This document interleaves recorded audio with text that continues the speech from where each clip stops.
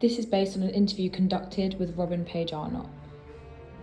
As one of 12 communists who have been put away on a charge of conspiracy to utter seditious libel. I was behind bars, pacing up and down my cell, brooding over the past and planning what to do in the future.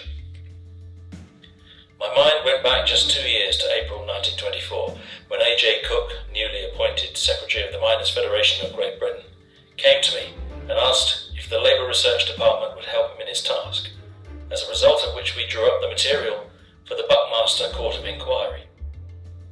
During the next 18 months, I was to see him nearly every week.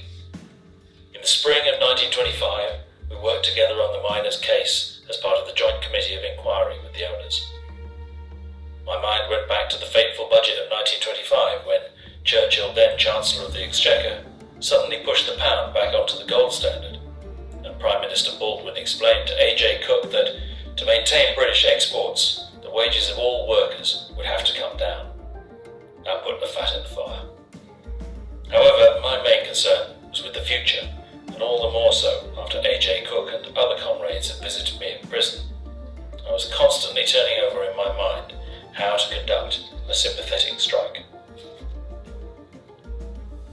When I got out of prison, there were meetings to greet released prisoners and demonstrations outside the prison gates demanding the release of prisoners still to be set free. On the next Sunday, I spoke, together with Mrs. Charlotte Despard of the Women's Freedom League, outside the walls which still held a number of our fellows behind bars. I wanted and needed to find out how things stood.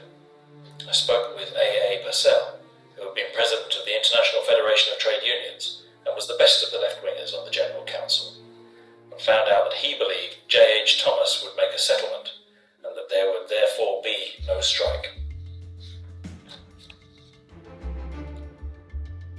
But I knew there had to be a general strike. The economic figures, the boasts of Churchill and the rather dull Home Secretary Joynson Hicks, the obduracy of the coal owners, spelled out only one answer.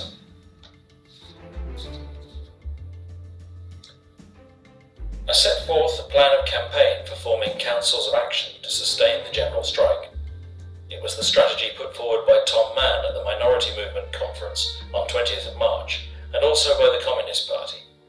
I told them I would try to get it moving in the coalfield, where I was going to speak next day.